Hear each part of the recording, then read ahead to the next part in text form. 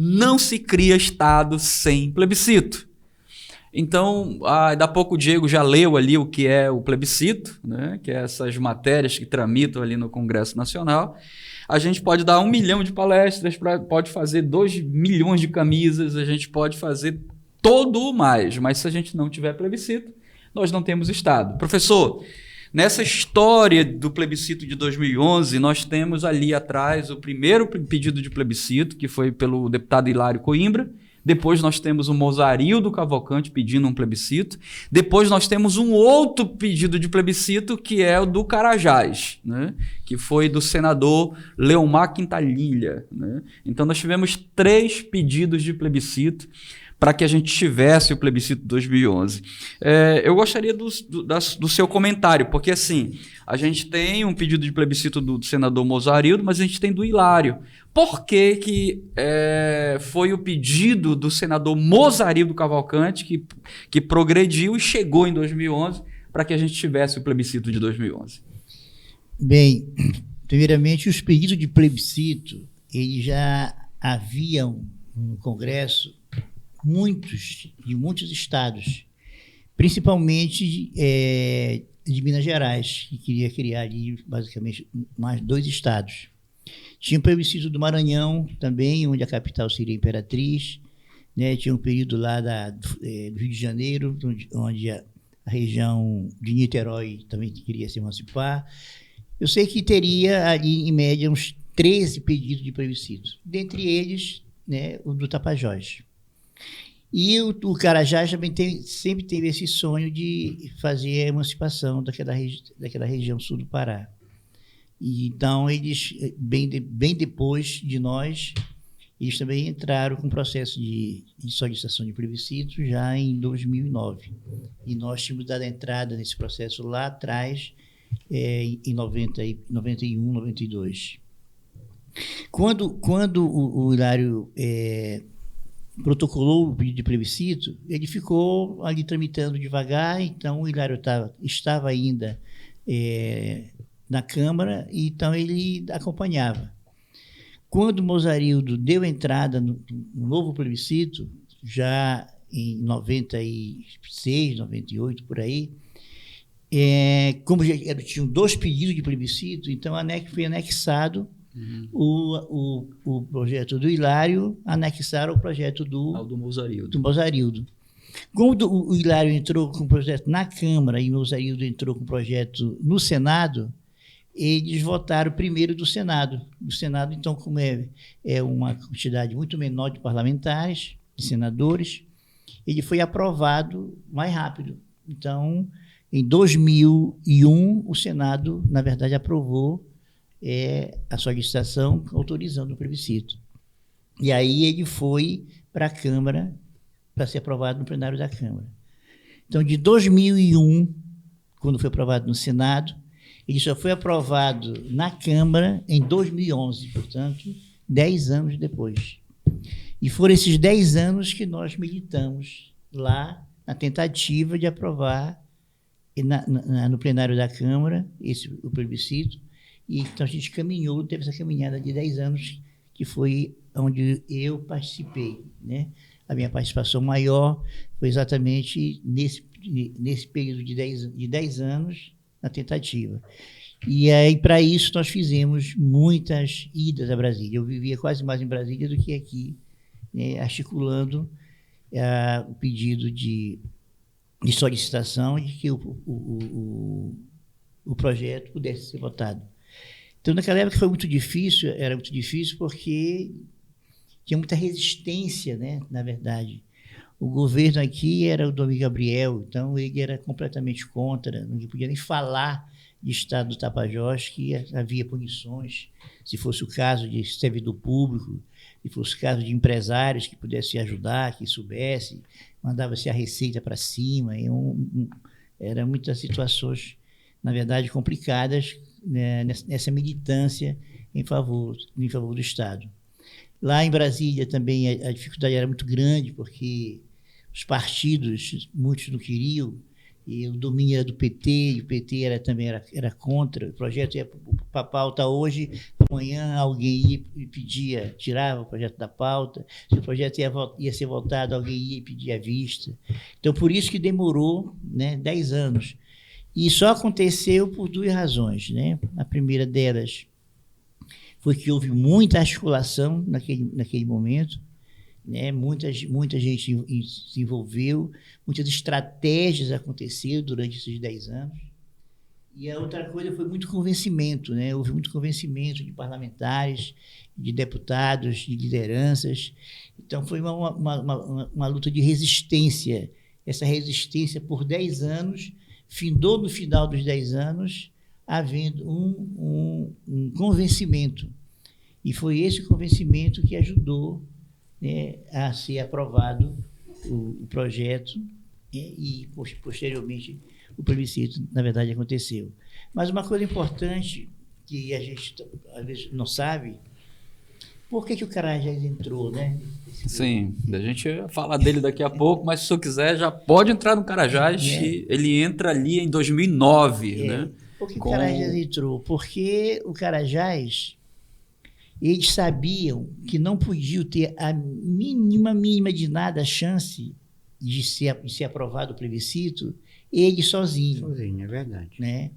Então, ele só podia sonhar com uma possibilidade, ainda que remotíssima, era vindo junto com o Tapajós. O Tapajós tinha história, o Tapajós tinha identidade, o Tapajós tinha militância, né? E o Tapajós tinha todas as condições reais, né, do abandono político, da falta administrativa, da assistência governamental, do isolamento geográfico, tudo mais. Todas essas coisas o Tapajós tinha. Já o Carajás não tinha isso para se emancipar. Nós tínhamos. Então, ele sabia que teria que, de alguma forma, vir acompanhado do Tapajós. Mas o Carajás tinha 5 deputados federais. Né? E nós, em determinado momento, não tínhamos nenhum, logo nesse início. Não tínhamos nenhum deputado federal. Só lá na frente foi que nós tivemos o Lira Maia. Né? Mas o Carajás mantinha os seus 5 deputados federais. Quer dizer, então, o que o governo pode fazer para o Tapajós, no sentido de que não dá muita atenção, ele não pode fazer isso com o Carajás. O Carajás tem 5 ser liderança federal. Agora, imagine quantos estaduais eles têm dentro da Assembleia Legislativa. E nós, às vezes, não temos nenhum. Nem federal e nem estadual da nossa região centralizada daqui de Santarém, né? E da região, muito pouco. Então, o Carajás começou a brigar pelo plebiscito e, junto com ele, pela quantidade de deputados que eles tinham, eles levaram também o Tapajós junto. Por isso que, inclusive, foi aprovado primeiro o plebiscito do Carajás na votação e depois que foi votado o Tapajós. Né? E aí, quando foi aprovado os 2 exatamente por conta disso, porque não dava para sair só um. Né? Então, é nesse sentido que o Carajás entrou, né, no jogo junto com o Tapajós, e a outra por uma situação política e a outra uma situação econômica. O Carajás tinha 39 municípios e nós tínhamos 27. Né? Dos 39 municípios do Carajás, a maioria muito rica, uma produção muito grande, né? E nós muito aqui atrás. E isso foi tão evidente que quando se dividiu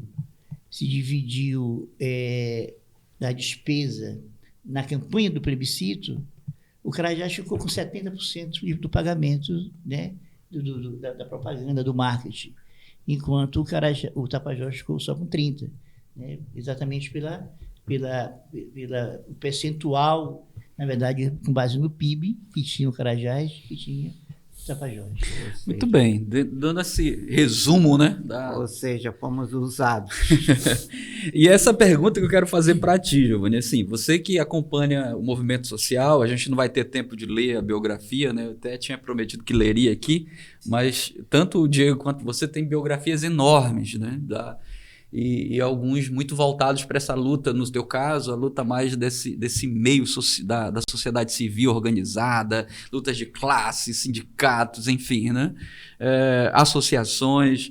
E você viveu essa efervescência do plebiscito muito forte, né, ali, antes, durante e depois, né? Hoje você é o primeiro vice-presidente 11 anos depois do plebiscito, você ainda está aqui na liderança do movimento.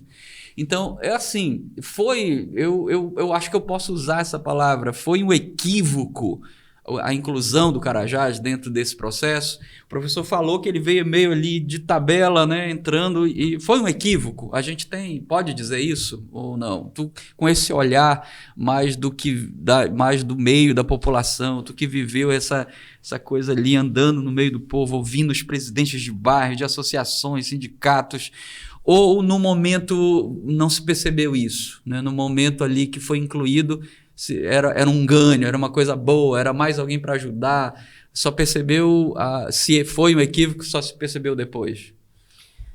A gente vem de uma luta de muito tempo, e com essa luta a gente acaba entrando num certo desespero. Com esperança de se conquistar, com esperança da gente criar o Estado do Tapajós, a gente acaba sendo iludido por alguns fatos e algumas proposições que possam vir. Como foi dito pelo professor Edivaldo, a nossa liderança política aqui na região, ela não tinha esse embargo de um mandato de vários deputados. Então, com isso, foi faltou ter mais pressão, faltou ter mais diálogo, mais comunicação em relação a esse processo nesse período. E como a gente estamos até hoje, querendo criar um Estado que a gente vem sofrendo há mais de 100 anos, não é de agora, né? Para quem está militando agora, para quem está entrando agora, não, é uma luta de 10 anos do plebiscito, é uma luta de 30 anos, não, é uma luta de 100 anos, é uma luta de séculos. É uma luta que a gente vem vivenciando para cá de muitos anos, por muitas falta de políticas públicas para cá, para a região, por muitos abandonos que a gente está tendo aqui na região. E com tantos abandonos, com tanta falta de respeito com nós daqui do oeste do Pará, a gente vem lutando para criar esse Estado. Agora querem aplicar, agora querem trazer, querem mudar agora, achando que vão reverter esses tantos anos de sofrimento que a gente está tendo aqui. Mas a gente espera que venha muitos ganhos, mas a gente continua querendo o Estado que é bom vir trazer.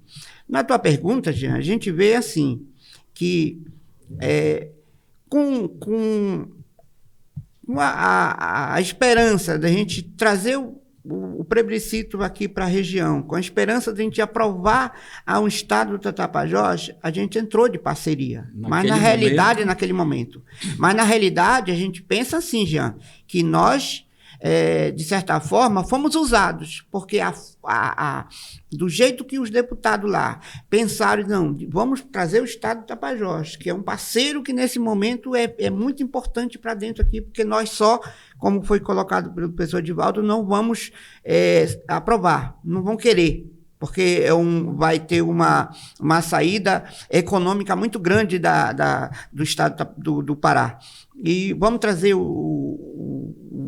a luta do Estado do Tapajós, porque ali tem um clamor mais popular, tem um clamor mais histórico pela luta que já vem de muitos anos, pela falta realmente do abandono que o pessoal estava tendo ali, e nós entramos nessa, com a esperança realmente de aprovar, com a esperança de a gente fazer. Agora, quando a gente percebeu, depois do plebiscito, que a gente percebeu que nós erramos, que nós entramos praticamente, como se diz na linguagem popular, numa fria, né? A gente passou a pensar realmente estrategicamente hoje como fazer um plebiscito, como entrar no plebiscito, como não cair mais numa cilada como nós fomos feito aí. Eu digo isso com maior tranquilidade, entendeu? Porque nós vivemos um movimento popular.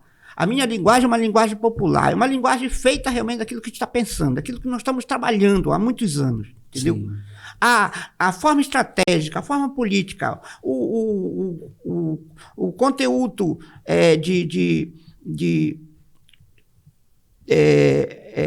como se diz assim, um conteúdo prático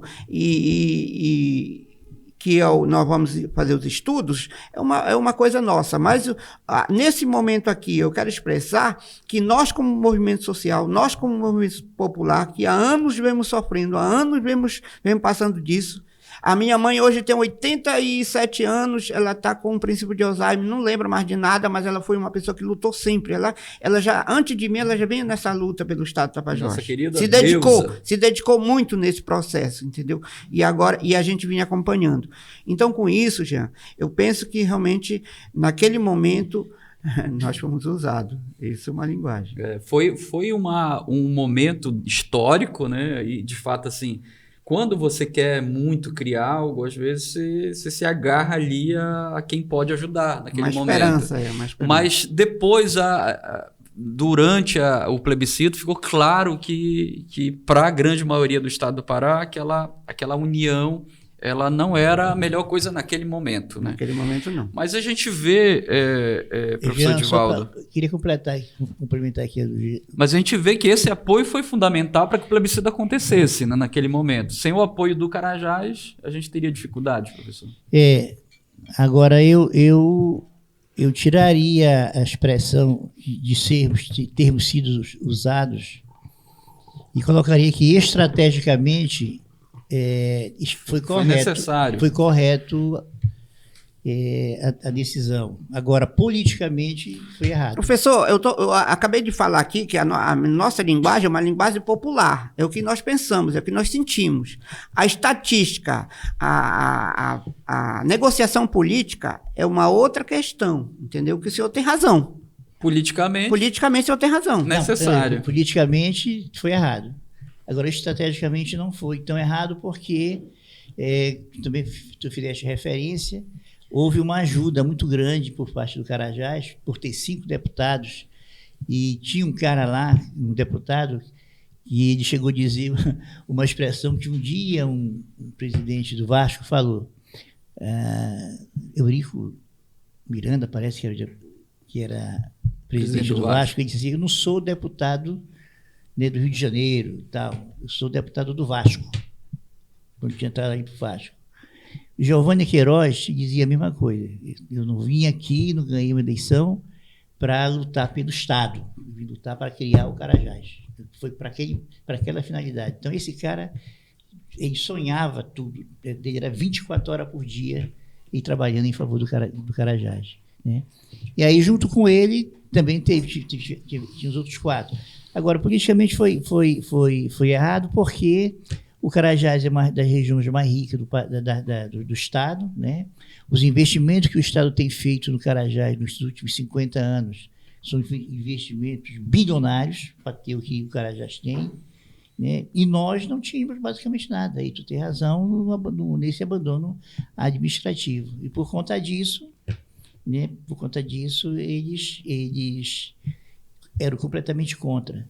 Se vê que quando chegou na hora de decidir, a decisão era, se votava, era 2 votos, era 1 voto para o Carajás e 1 voto para o Tapajós, não era junto. Né? E você é a favor da criação do Estado, de dividir o Estado para a criação do Estado do Tapajós, isso era 1 voto, e outro era a criação do Estado do Carajás, era outro voto. Só que a campanha de Belém, na hora de ser feita, pelo Estado ter ficado muito pequeno, daí o nome de Parazinho, vai ficar o Parazinho, então era sim, sim e não, não. Era isso que eu ia colocar. Era, por conta disso. Não foi tanto por causa do Estado, foi o tamanho que o Estado do Pará ia ficar. Porque de tudo ia ficar com 17%. Inclusive, professor, nós temos uma imagem ali, o nosso amigo Francinaldo vai colocar ali. Foi nisso aí ali, que foi errado. A imagem de como ficaria o Estado no plebiscito de 2011, que entrando ainda falando dessa questão da inclusão do Carajás. Com o Carajás, sem o Carajás, o tamanho do Estado, né? A gente tem uma imagem que mostra o mapa ali. Eu tenho certeza absoluta 3, né? que só nós teríamos ter uma ideia. Teríamos ganho. Como vamos ganhar agora, só nós? Porque há um reconhecimento da própria região, né, de achar que nós temos esse direito pela história, né, pela cultura, né, pela nossa identidade e pela nossa simpatia, pela simpatia que eles têm dessa região e se transformar numa região independente, criando uma nova unidade. Então, nós fazemos uma campanha boa, nós não vamos ter problema. E isso também eu vi de muitos políticos de Belém dizendo, no dia que vocês fizerem o novo plebiscito, se for só o Tapajós, contem conosco, porque Belém vota a favor. Essa foi a expressão metafórica. Belém vota a favor. Então, eu acho que... Nós temos, para você que está nos assistindo e aqueles que estão ouvindo, né, todo mundo que estiver, quando e onde estiver aí acompanhando o nosso podcast, você tem a imagem na tela de como ficaria no plebiscito o estado do Pará. Então você teria um Tapajós com 58%, o Carajás com 25% e o Pará, né, ali apenas 17%. Com 17%. Isso é admissível. Que com a inclusão do Carajás a gente tem aí, a gente teria, né, retirado, se criado Tapajós e Carajás, 83% do estado do Pará. E aí, professor, a gente já entra num assunto que eu quero abordar aqui. Por que a região metropolitana votou contra? Então, por que eles votam contra? A gente tem um resultado do plebiscito, o nosso amigo Francinaldo vai utilizar, inclusive é da fonte do G1, que está aí. Ele vai colocar ali o resultado do plebiscito para a gente, ali na tela, para você ver. Qual foi o resultado do plebiscito? Tá ali, o resultado do plebiscito. Para você aparece melhor aí, mas você vai ver que 66% da população do Pará votou contra. Né? As regiões daqui, da região, aí votaram favorável, que é outra imagem que o Francinaldo colocou primeiro, ele vai colocar para a gente agora, que é aquele mapa... que ele colocou primeiro para a gente lá, que vai mostrar para você que está nos assistindo, mostra para você que está nos assistindo como ficaria o Pará se a gente obedecesse o resultado do plebiscito de 2011. Ficaria assim o Pará em verde, né? O Tapajós em roxo, ali o Carajás em roxo. Então você vê que o resultado da votação ali, né, os favoráveis para criar o estado do Tapajós em roxo, os favoráveis para criar o Carajás em roxo, e aqueles que votaram para o Pará permanecer como estava, está em verde ali. Então o Pará teria ficado daquela forma. Então quem votou para o Pará ficar como está em verde. Quem votou para criar Tapajós e Carajás está em roxo. Então teria ficado assim o estado do Pará se a gente obedecesse a votação. Mas você vê que basicamente é aquela região do Xingu, Altamira. O pessoal que votou favorável ao Pará continuar do tamanho que está, do jeito que está. Tá. Então o Pará teria ficado em verde ali, todo em verde, né? Então teria ficado daquele jeito. Então a maioria é aquilo ali, né? Então você vê que a maioria... Mas a Altamira não estava no mapa do Tapajós? Sim, mas daqui a pouco a gente já vai ver isso. Eles votaram 66% de não. Então, que foram exatamente os municípios que saíram do mapa e a gente vai já ver isso. Eles estavam dentro, mas não votaram aquilo lá é o resultado da votação do plebiscito de 2011, professor, isso aí. Só o resultado. Se a gente considerasse o resultado, teria ficado assim o Pará. Em verde, o pessoal que votou para ficar como está. Em roxo, o pessoal que votou para criar Tapajós e Carajás. Então, você tem ali um mapa que mostra que um estado é sentimentalmente criado, né? Tapajós e assim o Carajás também, né? O pessoal do Carajás quer o estado lá e tudo mais. Mas é assim, a gente entra nisso. Por que a região metropolitana vota não? O que nós aprendemos no plebiscito de 2011 que a gente teria como avanço? Né? Não é que a região da metropolitana vota não, assim como se fosse uma... Tá. A campanha que foi feita foi uma campanha muito bem feita e muito racional, como foi acabado de mostrar ali. Muito racional. Então não é uma questão de sentimento, é uma questão de razão política, uma questão de razão cultural, né, que fez com que a população metropolitana, por ter também um número maior de eleitores, votou contra. Então, a campanha que foi feita, uma campanha muito forte, muito pesada, de quem tinha muito dinheiro, né? E nós não tínhamos. Eu vou só dar algumas expressões para mostrar o nível da campanha, como isso, na verdade, bateu muito forte na região metropolitana. Na campanha publicitária, que foi feita de marketing, a campanha nunca nos chamou de outra coisa a não ser de separatistas. O que significa ser separatista? A palavra entra aí com algo interpretativo, pejorativo. Separatista, como se nós não fôssemos irmãos, como se nós não fôssemos da mesma etnia, como se nós fôssemos estrangeiros e queria separar o Estado. Né? E, no entanto, nós não éramos estrangeiros, nós éramos irmãos, que isso aqui ia virar um Estado, mas tinha família daqui, morando no Pará. Mas a expressão usada de forma pejorativa e pesada era separatista. A campanha usou o tempo todo a expressão esquartejadores do Estado. Você sabe o que significa esquartejar? Entendeu? É um negócio muito forte. É que você pegasse um carro, você vê um animal. Nesses filmes, pegar um animal ou pegar um ser humano, né? Amarra as duas mãos para um lado, duas pernas para o outro, e o cavalo sai arrastando e cortando no meio, ou, diferentemente, cortando, separado, esquartejar um animal, um boi, um porco. Então, era esquartejamento do Estado, porque separava em três partes. Então, era a campanha pesada, a área metropolitana estava absorvendo tudo isso. Eles nunca usaram expressões amenas. Nós éramos os ladrões que queriam roubar a riqueza do Estado. Até falava que nós queríamos roubar o terra do chão. Como nós vamos roubar o terra do chão?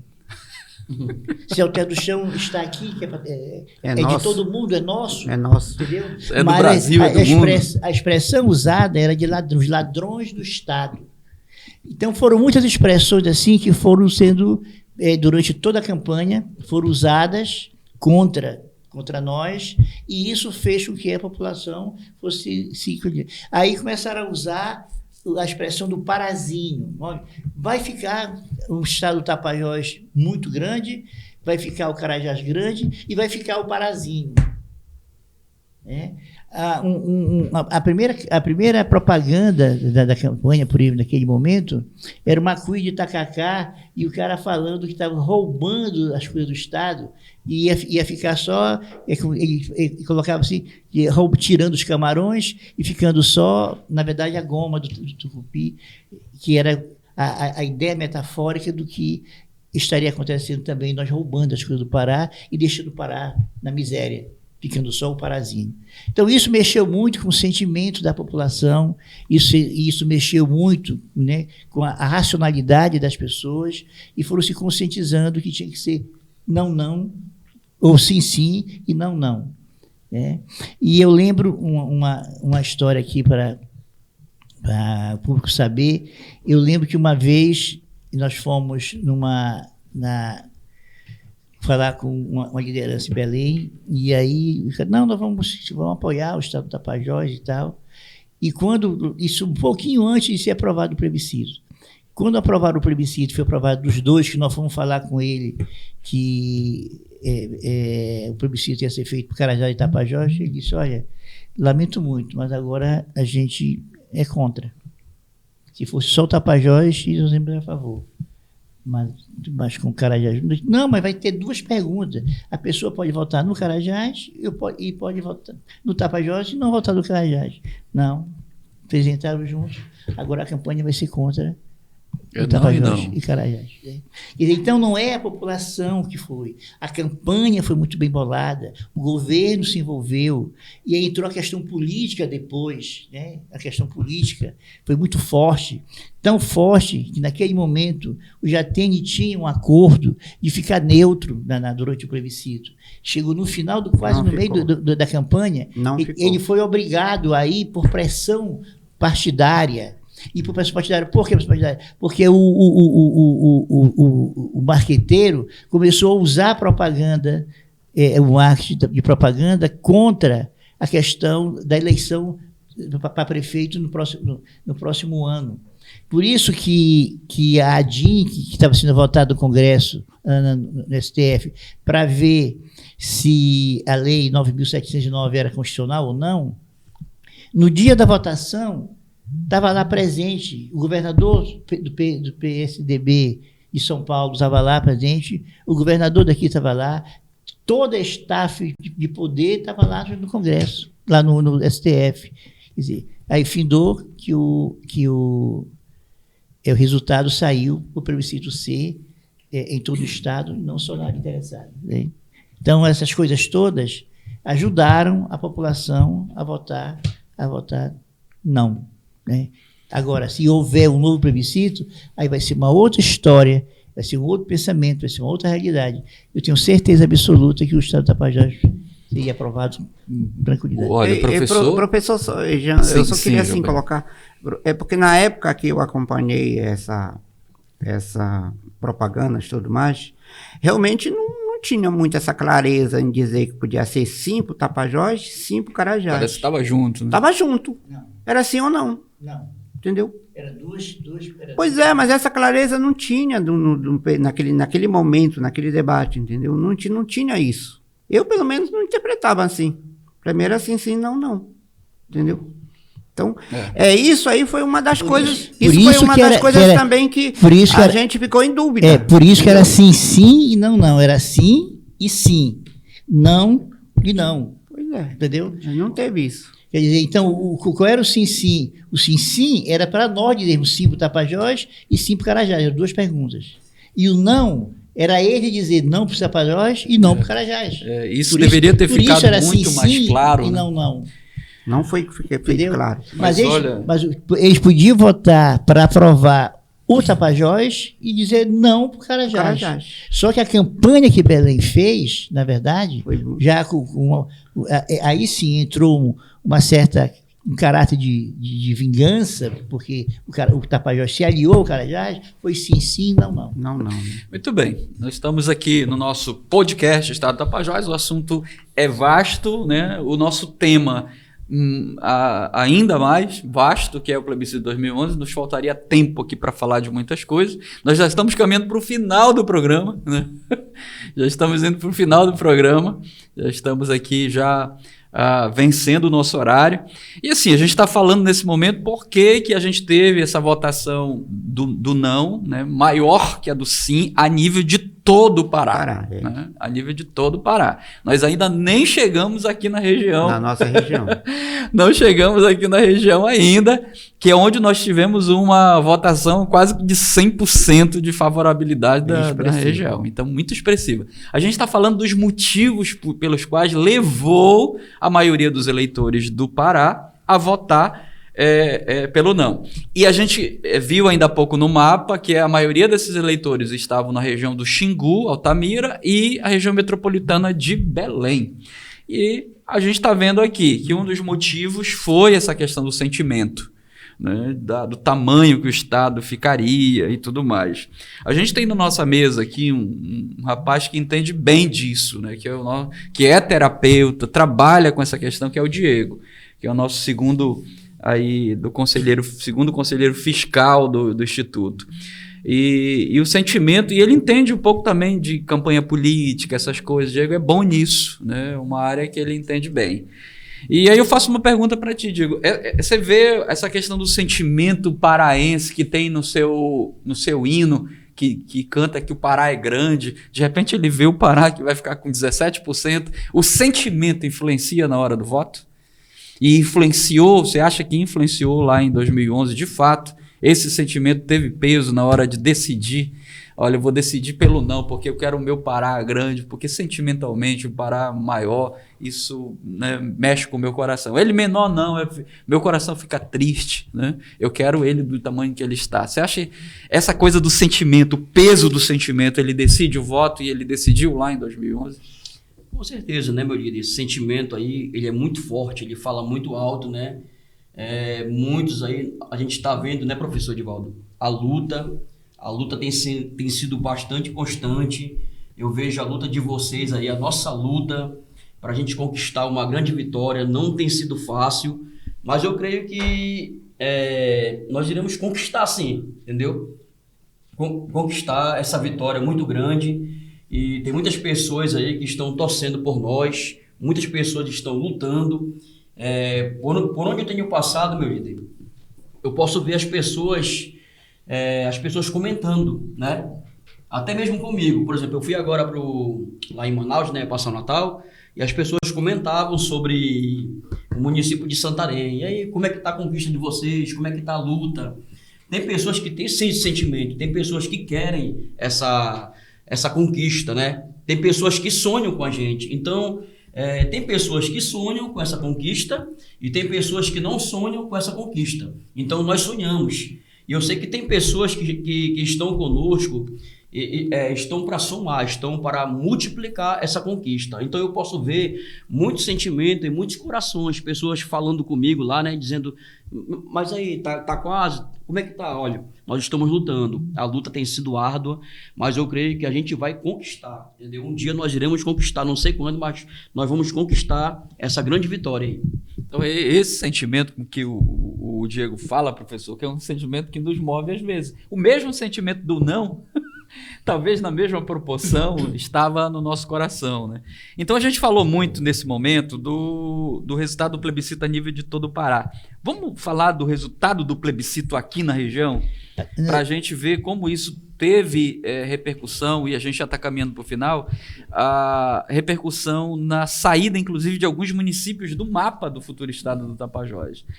A gente tem até um mapa, professor, ali, o Francinaldo vai colocar para a gente, um mapa que tem lá o resultado de 4 municípios, que é Altamira, Porto de Mós, Senador, ali, ele já colocou ali.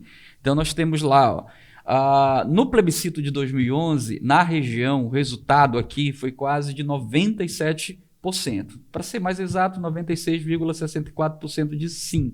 Nos 23 municípios que votaram favoráveis. Aqui nós temos, na época, né, nós tínhamos 27 municípios, 4 saíram. E eles estão lá listados. Você que está nos assistindo, inclusive eu quero mandar um abraço para o pessoal aí de Brasil Novo, que está mandando mensagem aí, né, perguntando o que Brasil Novo pode fazer para ajudar. Porque Brasil Novo permanece.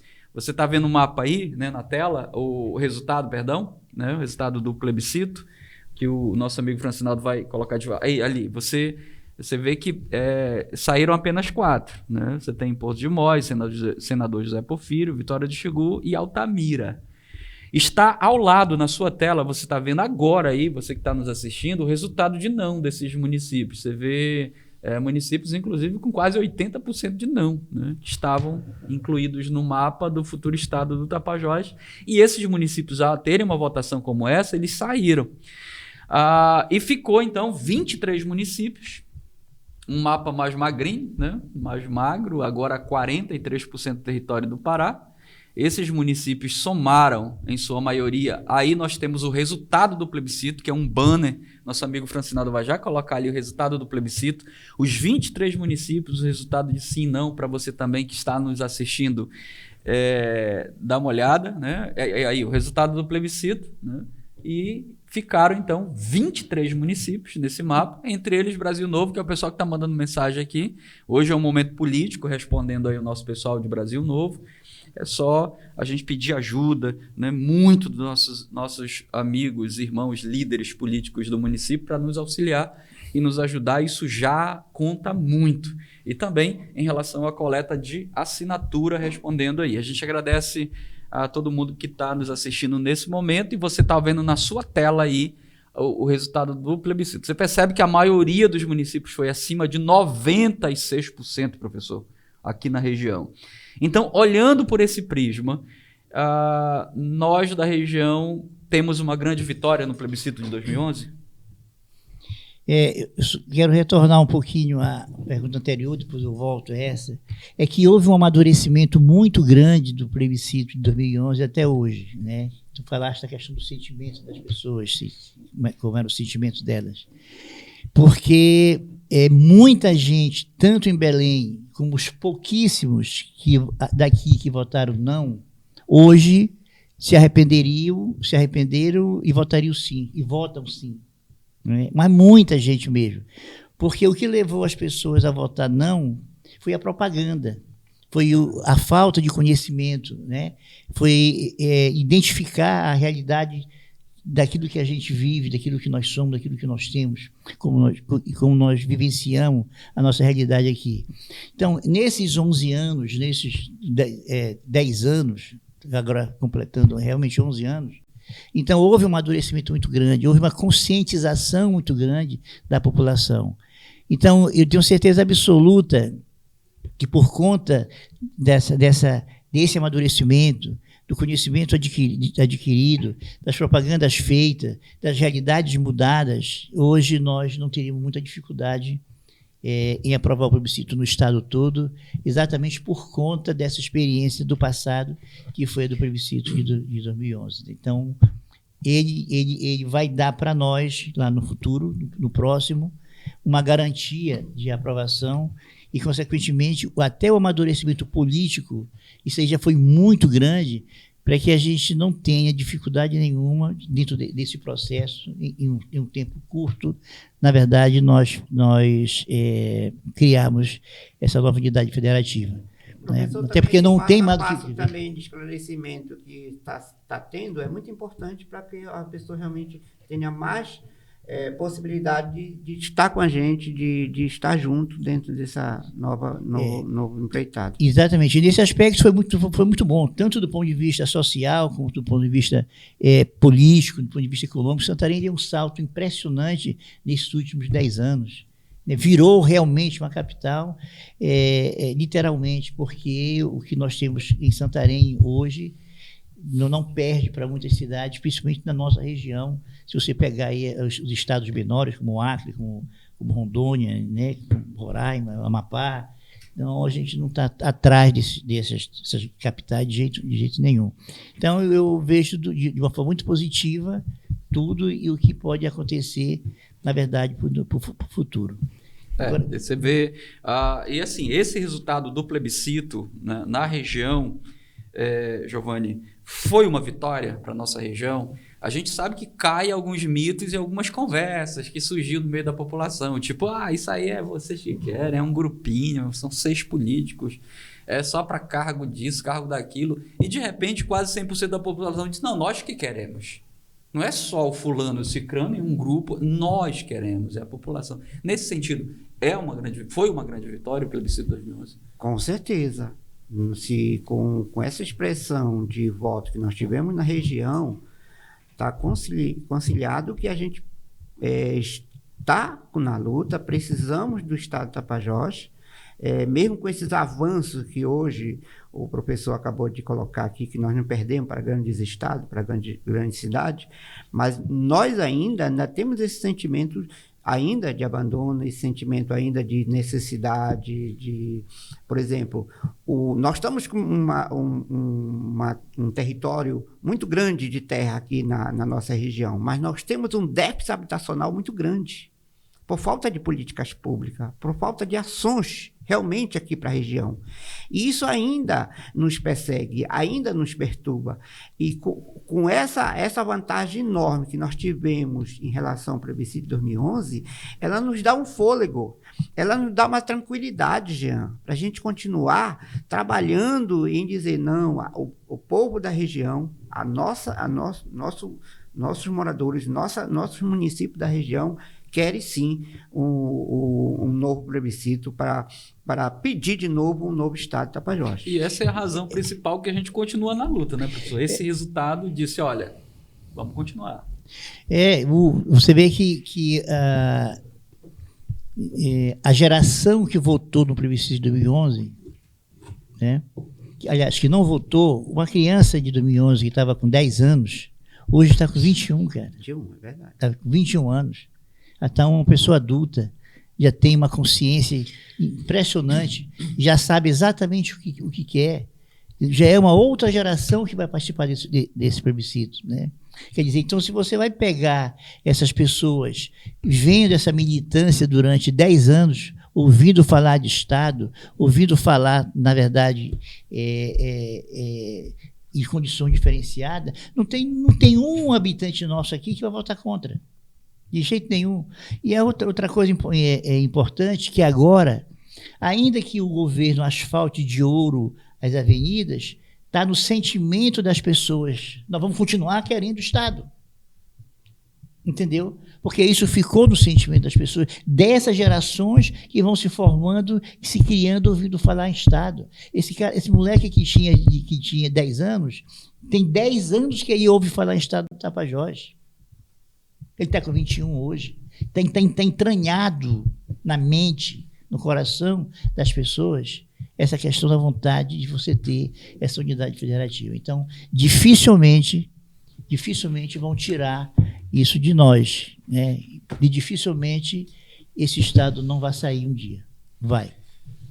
Muito bem, nós estamos caminhando para o final do programa, né? Estamos aí basicamente quase 1 hora já, né? Conversando sobre essa questão dos avanços que tivemos, os erros que cometemos, as injustiças que sofremos, enfim, né? Tudo o que aconteceu dentro desse processo do plebiscito, e falando disso 11 anos depois, eu vejo isso aqui um milagre nessa mesa, porque a gente está falando com tanto sentimento de algo que faz 11 anos, né, que aconteceu, e está vívido dentro de nós. Como se fosse no outro dia, né? Como se fosse ontem, né?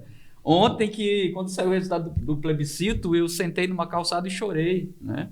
Por quê? Porque o Estado do Tapajós já foi lá atrás uma luta política, já foi lá atrás uma luta histórica, já foi lá atrás uma luta de classes, lá atrás já foi e hoje foi uma luta sentimental. E hoje o professor considera que a gente entra num outro nível de luta. Já foi uma necessidade, enfim, o Estado após tudo isso, né? Para nós que estamos nessa mesa e para as pessoas que estão nos ouvindo e aqueles que estão tentando entender, né? Nos assistindo nesse momento. Pois tudo isso é um processo de evolução, né? Nós estamos evoluindo pra caramba, até aquilo que eu falei antes. Lá no passado, as pessoas eram contra porque era um grupo de políticos que queria o Estado. Depois mudaram o discurso e disseram, não, eu sou contra porque o Estado não é viável. Então caiu o primeiro discurso, caiu o segundo discurso, o Estado é viável, muito viável, né? E agora é uma luta puramente política, né? Então, com luta política, que é o que nós estamos vivenciando nesse momento, não tem mais o que dizer.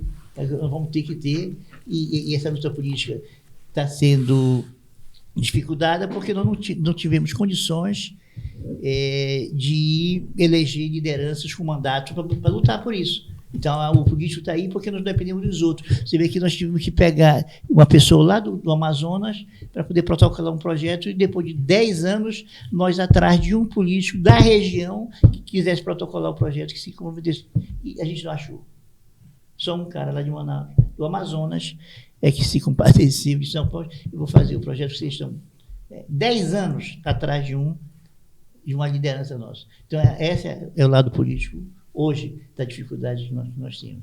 Vencido isso, e é o que está sendo feito, o Estado, com certeza, vai estar dentro do processo de criação. Muito bem, a gente encerra o nosso programa só falando de algo, né, que eu acho que é importante a gente falar. O professor já pincelou isso aqui de alguma forma, o Giovanni, o próprio Diego ali, nas nossas falas, mas nós tivemos grandes avanços no plebiscito de 2011 e a gente quer encerrar falando disso. O que nós ganhamos? Quais foram os avanços em relação à luta de criação do Estado do Tapajós? Eu cito alguns aqui, né? Não para não deixar nenhum para vocês, mas para que vocês forcem a memória para a gente construir esse discurso ainda de forma mais apropriada. Eu vejo, por exemplo, eu falei ainda há pouco, caiu por terra no plebiscito de 2011 aquele discurso que era só meia dúzia de pessoas que queriam o Estado.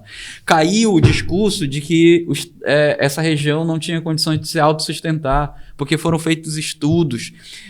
Os votos dos relatores no Senado Federal, na Câmara dos Deputados, o Brasil disse sim para a criação do Estado do Tapajós diversas vezes nos estudos de alta sustentabilidade.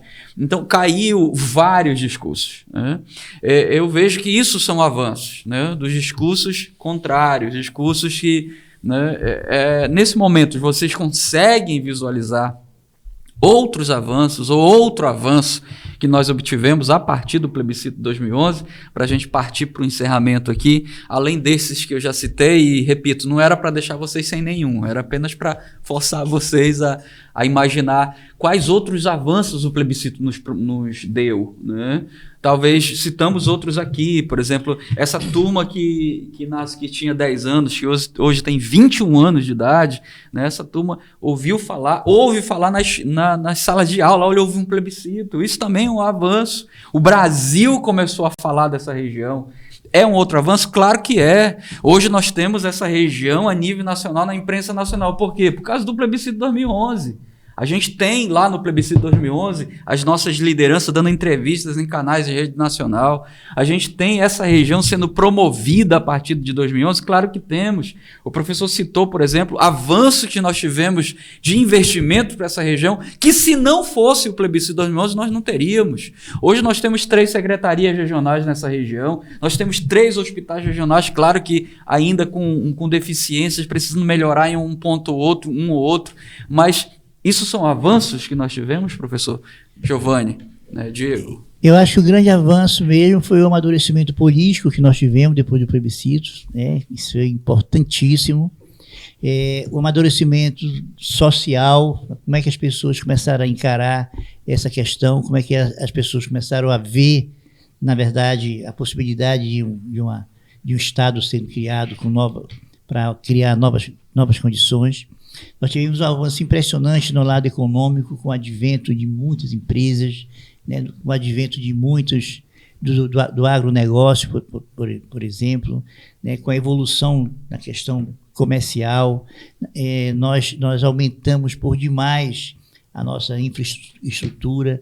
Hoje nós temos o maior sistema de mobilidade urbana do interior da Amazônia.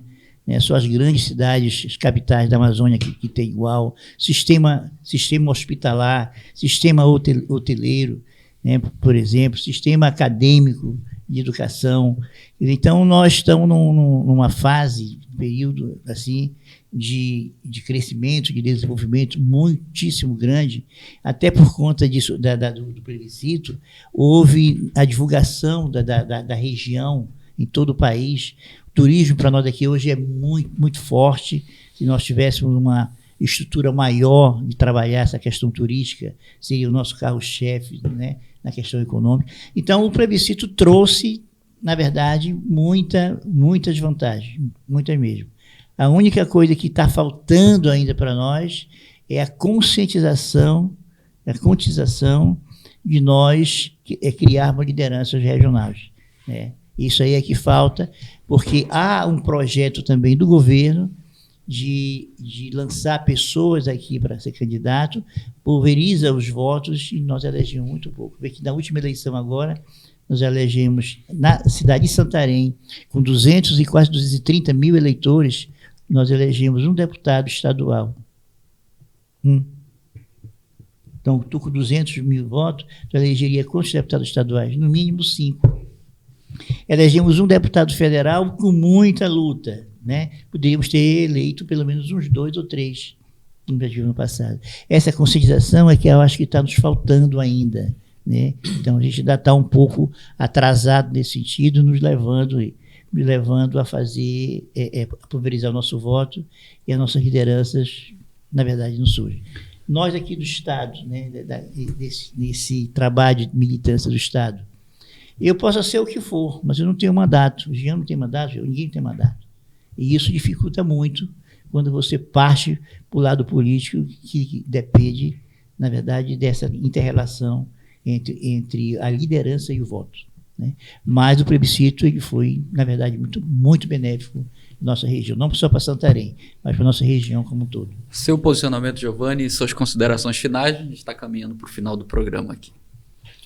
Eu concordo com as palavras do professor Edivaldo e digo mais, o nosso avanço em relação a esses conhecimentos, essa renovação de conquista que nós estamos fazendo a nível novas lideranças, de novas pessoas para vir congregar a essa luta do Estado do Tapajós, porque veio dessa conquista do plebiscito para cá. Veio mostrando que realmente nós precisamos desse Estado. Hoje, nós sofremos na Amazônia sobre uma segurança a nível nacional, que o Estado em si ele não dá conta para isso. Então, tem uma série de situações. Agora, o que eu quero, Jean, colocar, assim, que vai para um outro debate, para um outro programa, é realmente a necessidade política, como o professor falou. Nós não sentimos isso, e a necessidade de ter nossos deputados daqui da nossa região. Porque a gente tem voto para isso, como já foi colocado. A gente tem condições, sim, de eleger os nossos deputados aqui, tanto federal como estadual. Mas não fizemos isso.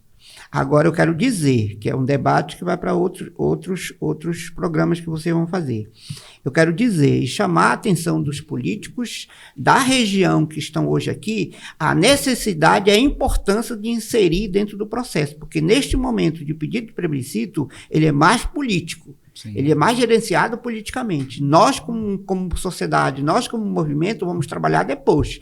Nesse momento, o trabalho mais é um trabalho político, é um trabalho que nós precisamos estar lá em Brasília, precisamos estar andando em Brasília, estamos precisando articular em Brasília, e quem vai fazer isso é os políticos aqui dessa região. Então, nós precisamos de vocês.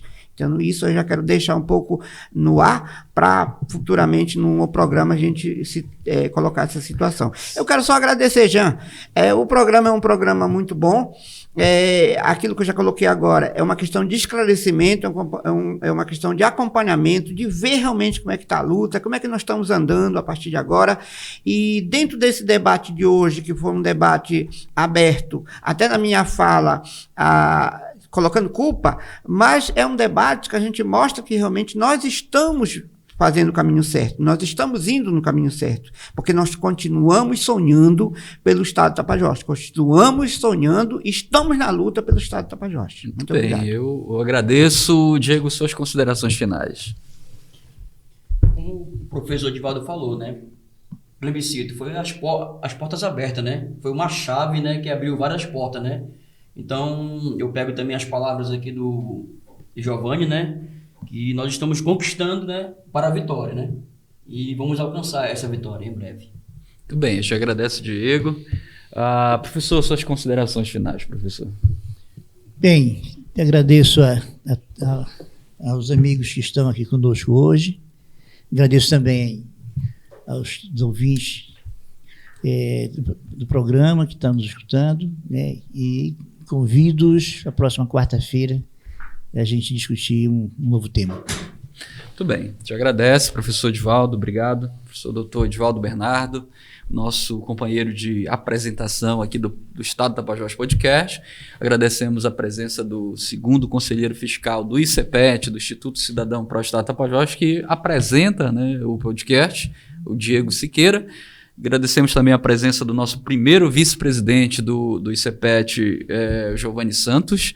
Agradecemos imensamente a presença de vocês. Agradecemos nossos patrocinadores, né, todo mundo que ajuda de alguma forma. Você percebeu que durante todo o programa eles vão aparecendo aí na sua tela. A gente agradece a todos eles, né, a ajuda pelo programa, para que o programa possa estar no ar aí nas quartas-feiras. Agradecemos nosso amigo Francinaldo Damasceno, que é o nosso diretor técnico aqui do podcast Estado Tapajós Podcast, a Davi Castro, né, nosso aí, técnico de artes gráficas, pela contribuição e ajuda, e você que nos assistiu, esteve até o final aqui do nosso podcast, esse que é um podcast que trata do assunto Estado Tapajós, e nós estamos tematizando toda quarta-feira.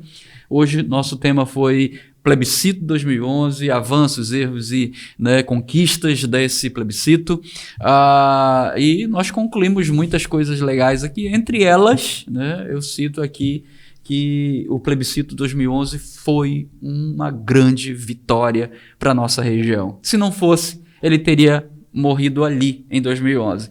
Esse foi a nossa grande conquista e o nosso grande, assim, desafio lá em 2011, né? Será que isso vai permanecer após o resultado, e nós vimos que, como a população disse sim, nós tivemos quase 100%, da população da região do Tapajós, dos 23 municípios que hoje permanecem no mapa do futuro Estado, dizendo sim para a criação do Estado. E aquilo ali impulsionou para que hoje nós tivéssemos cerca de 350 mil assinaturas lá no Instituto pedindo um novo plebiscito na região, e um pedido de plebiscito que tramita no Congresso Nacional, mais especificamente no Senado da República. Obrigado você que nos acompanhou, quando e onde estiver assistindo o nosso podcast, e convidamos vocês para a próxima quarta-feira. Muito, muito obrigado, e muito obrigado a todo mundo que participou aqui do nosso programa. Agradeço novamente a nossa mesa, e na próxima quarta-feira, então, temos um novo tema dentro desse assunto, que é Estado do Tapajós.